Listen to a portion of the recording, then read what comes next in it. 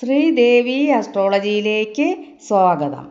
ഇന്ന് നമുക്ക് കടുത്ത മദ്യപാനവും പുകവലിയും എങ്ങനെ മാറ്റിയെടുക്കാം, അതെങ്ങനെ നിയന്ത്രണത്തിൽ കൊണ്ടുവരാം, എന്തൊക്കെ പരിഹാരങ്ങളാണുള്ളത്, മരുന്ന് കൂടാതെ നമുക്ക് എന്തൊക്കെ ചെയ്യാൻ പറ്റും, എന്തൊക്കെ ഉചിതമായ വഴിപാടുകളാണുള്ളത്, മദ്യം കാണുമ്പോൾ അവർക്ക് വെറുപ്പുണ്ടാകാനും അതിൽ താല്പര്യം കുറയാനും എന്തൊക്കെ നമുക്ക് പരിഹാരങ്ങൾ ചെയ്യാമെന്നും ഈ വീഡിയോയിലൂടെ നോക്കാം. ഈ വീഡിയോ അവസാനം വരെ കണ്ട് മനസ്സിലാക്കി പരിഹാരങ്ങൾ ചെയ്യുക.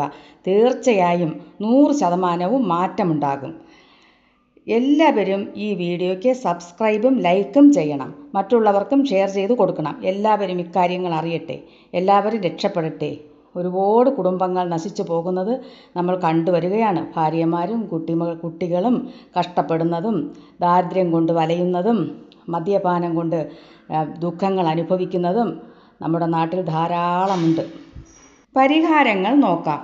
ഒന്നാമതായി, മദ്യപിക്കുന്ന ആളിൻ്റെ പേരും നക്ഷത്രവും പറഞ്ഞ് പഞ്ചമി തിഥിയിലോ ചൊവ്വ വെള്ളി എന്നീ ദിവസങ്ങളിലോ ഭദ്രകാളി ക്ഷേത്രത്തിലോ അല്ലെങ്കിൽ വരാഹി ക്ഷേത്രത്തിലോ വരാഹി അമ്മയുടെ ക്ഷേത്രത്തിലോ ഒരു കരുക്ക് കൊണ്ട് തിരുമേനിയുടെ കയ്യിൽ കൊടുത്ത് കാര്യങ്ങൾ പറയുക. ഈ കരുക്കിനെ പൂജിച്ച് തരണം തിരുമേനി എന്ന് പറയുക. എന്നിട്ട് പറയണം, ഇത് മദ്യപാനം നിർത്താൻ വേണ്ടി ഒന്ന് പൂജിച്ചുകൂടെ ജപിച്ച് തരണമെന്ന് പറയുക. അതിലേക്കുള്ള മന്ത്രങ്ങൾ പറഞ്ഞ് തിരുമേനി പൂജിച്ച് കൊടുക്കാറുണ്ട്. അങ്ങനെ പറഞ്ഞ് ആ കരുക്കിനെ വാങ്ങി കൊണ്ട് ആ മദ്യപിക്കുന്ന ആളിന് കൊടുക്കുക. മകനായാലും ഭർത്താവായാലും കൊടുക്കാം. പിന്നെ ഭക്തിമാർഗത്തിലോട്ട് അയാളെ കൊണ്ടുപോകാനും ശ്രമിക്കുക. ക്ഷേത്രങ്ങളിലൊക്കെ കൊണ്ടുപോവുക, വഴിപാടുകൾ കഴിപ്പിക്കുക, അർച്ചനകൾ ചെയ്യുക. ഇതൊക്കെ ഒരു നല്ല പരിഹാരമാണ്. രണ്ടാമതായി, ചില ശത്രുക്കൾ നമ്മുടെ ഉയർച്ചയിൽ അസൂയപ്പെടുന്നവർ രക്ഷപ്പെടാതിരിക്കാൻ, അതായത് ശത്രുക്കളെന്ന് പറയുന്ന ബന്ധുക്കളായിരിക്കും കൂടുതലും, ദുർമന്ത്രങ്ങൾ ജപിച്ച് ആഹാരത്തിലൂടെയും വെള്ളത്തിലൂടെയോ ഇനിപ്പുള്ള സാധനങ്ങളിലൂടെയോ പലഹാരങ്ങളിലൂടെയോ ഒക്കെ കൊടുക്കാറുണ്ട്. ഇതിനെയാണ് കൈവിഷം എന്ന് പറയുന്നത്. ഒരു ജ്യോത്സ്യനെ കണ്ട് സംശയമുണ്ടെങ്കിൽ ഒരു ജ്യോത്സ്യനെ കണ്ട് ഒരു പ്രശ്നം വെച്ച് നോക്കിയാൽ കൈവിഷം ഉണ്ടോ ഇല്ലയോ, ഏറ്റിട്ടുണ്ടോ ഇല്ലയോ എന്നുള്ള കാര്യം അറിയാൻ കഴിയും. അല്ലാതെ സ്വയം ആരും മദ്യപിച്ച് നശിക്കാൻ തീരുമാനിക്കുകയേയില്ല. എല്ലാ കുടിയന്മാർക്കും അറിയാം കുടിക്കുന്നത് ദോഷമാണ്, അസുഖങ്ങൾ ഉണ്ടാകും, കുടുംബം നശിച്ചു പോകും, പണമെല്ലാം നശിച്ചു പോകും എന്നുള്ളത് എല്ലാ കുടിയന്മാർക്കും അറിയാവുന്ന കാര്യമാണ്. എന്തോ കുഴപ്പങ്ങൾ ഉണ്ട്, അതുകൊണ്ടാണ് അവർ ഇങ്ങനെ, അവരുടെ സാഹചര്യം ഇങ്ങനെ ആയി പോകുന്നത് എന്നും കൂടെ നമ്മളും മനസ്സിലാക്കിയിരിക്കണം. അതിനുള്ള പരിഹാരങ്ങൾ ചെയ്താൽ 100% മാറ്റിയെടുക്കാനും പറ്റും. മാറിയിട്ടുമുണ്ട്, ആളുകളെല്ലാം രക്ഷപ്പെട്ടിട്ടുമുണ്ട്. അതിനെന്ത് ചെയ്യാമെന്ന് നോക്കാം. ആലപ്പുഴ ജില്ലയിലെ ചേർത്തല എന്ന് പറയുന്ന സ്ഥലത്ത് തിരുവിഴ മഹാദേവൻ ക്ഷേത്രമുണ്ട്. അവിടെ കൈവിഷം ഛർദ്ദിക്കാനുള്ള മരുന്ന് ദിവസവും കൊടുക്കാറുണ്ട്. അങ്ങനെ സംശയമുണ്ടെങ്കിൽ അവിടെ കൊണ്ടുപോയി മരുന്ന് കൊടുത്താൽ, മരുന്നും മന്ത്രവുമായിട്ടാണ് അവർ ജപിച്ചൊക്കെ കൊടുക്കാറുള്ളത്. അത് കൊടുത്താൽ കൈവിഷം ഉണ്ടെങ്കിൽ ഛർദ്ദിച്ചു പോകും. അപ്പോൾ അതോടുകൂടി രക്ഷപ്പെടുകയും ചെയ്യും. അവർ തന്നെ സ്വയം ചിന്തിക്കാൻ തുടങ്ങും, ഇതുവരെ ചെയ്തതൊക്കെ മോശമായി പോയി, മോശം കൂട്ടുകെട്ടിലൊക്കെ അകപ്പെട്ടതിനെക്കുറിച്ചൊക്കെ അവരെ ബ്രെയിൻ വർക്കാവും. അപ്പോൾ അവർ ഓരോന്നും ചിന്തിച്ചും അവർ തന്നെത്താനെ തന്നെ അതൊക്കെ മാറ്റിയെടുക്കും. അങ്ങനെ അവർ രക്ഷപ്പെടും.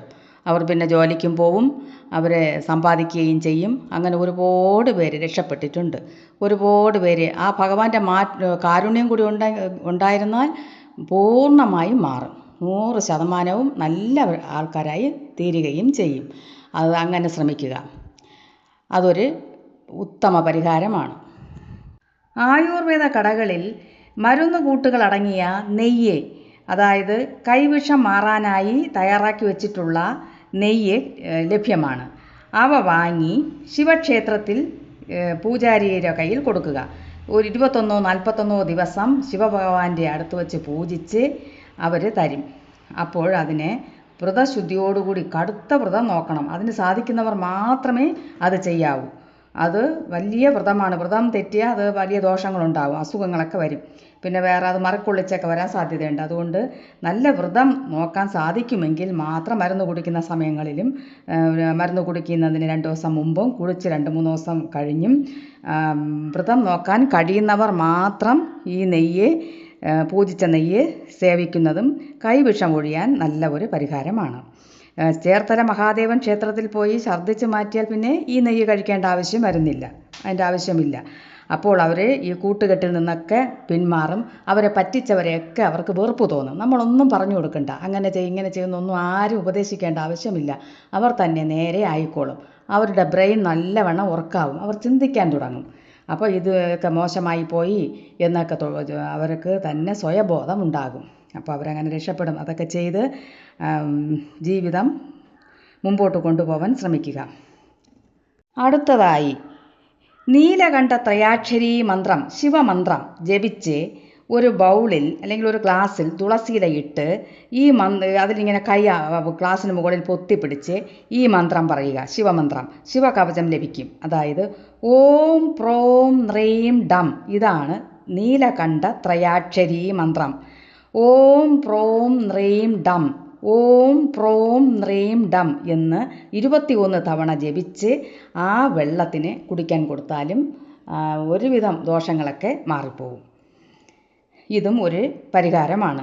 ഇങ്ങനെ 21 ദിവസമെങ്കിലും കുടിക്കണം. അപ്പോൾ ഇത് തുളസിയില ഒരു ഗ്ലാസ്സിലോ ബൗളിലോ ഇട്ട് നമുക്ക് അതിൻ്റെ മുകളിൽ കൈ ഇങ്ങനെ പൊത്തിപ്പിടിച്ച്, അല്ലെങ്കിൽ അതിനകത്തൊരു ദർഭ പുല്ലോ അല്ലെങ്കിൽ തുളസി ഇല തന്നെ, തുളസി ഇല ഇട്ട് നമുക്ക് ഈ മന്ത്രം പറയാവുന്നതാണ്. പറഞ്ഞ് ജപിച്ച് ശുദ്ധിയോടുകൂടി വ്രതം വേണം, ശുദ്ധിയോടുകൂടി ജപിച്ച് ഈ വെള്ളം കുടിക്കുമ്പോൾ മീനും മുട്ട അതൊന്നും കഴിക്കാൻ പാടില്ല. അങ്ങനെ ശിവഭഗവാന്റെ അനുഗ്രഹത്താൽ മാറിപ്പോകുന്നതായും കണ്ടുവരാറുണ്ട്. ഇതും ഉത്തമ പരിഹാരമാണ്. യാതൊരു പാർശ്വഫലങ്ങളും ഇല്ലാത്തതാണ്, ദോഷങ്ങളൊന്നും ഇല്ലാത്ത പരിഹാരങ്ങളാണ് ഇവയെല്ലാം.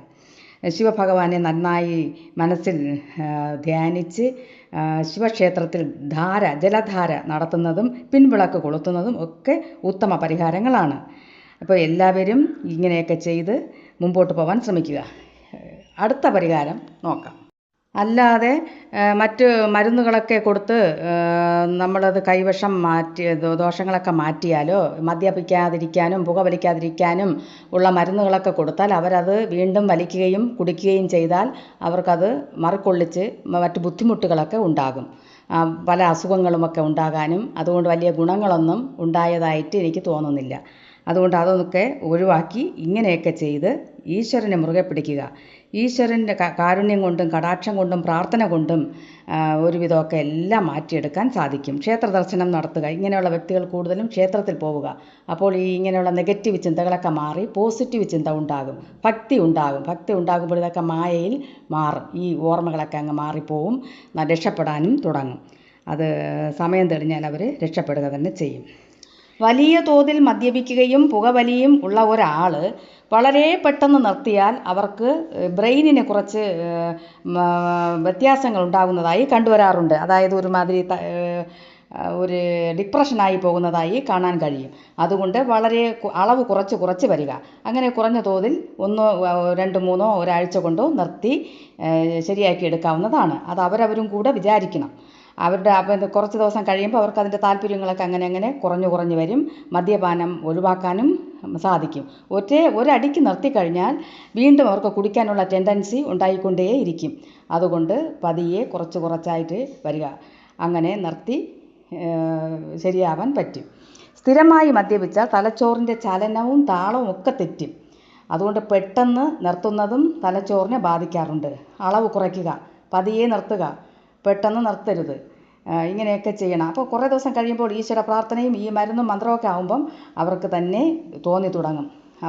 അവർക്ക് വെറുപ്പുണ്ടാകും. ഇതൊക്കെ കാണുമ്പോൾ താല്പര്യക്കുറവും വെറുപ്പും ഉണ്ടാകും. അപ്പോൾ അതങ്ങനെ അവസാനിക്കും. അങ്ങനെയൊക്കെ ചെയ്യാൻ ശ്രമിക്കണം.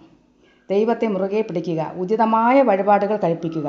അപ്പോൾ മദ്യം കാണുമ്പോൾ അവർക്ക് വെറുപ്പുണ്ടാകും. അങ്ങനെ ജീവിതം രക്ഷപ്പെടും. സമാധാനവും സന്തോഷവും കുടുംബത്തിലുടനീളം ലഭിക്കും. എല്ലാവർക്കും നന്മ ഉണ്ടാകട്ടെ, എല്ലാവർക്കും സമാധാനവും സന്തോഷവും ഉണ്ടാകട്ടെ എന്ന് ഞാൻ പ്രാർത്ഥിക്കുന്നു. എല്ലാവരും സബ്സ്ക്രൈബും ലൈക്കും ചെയ്യണം.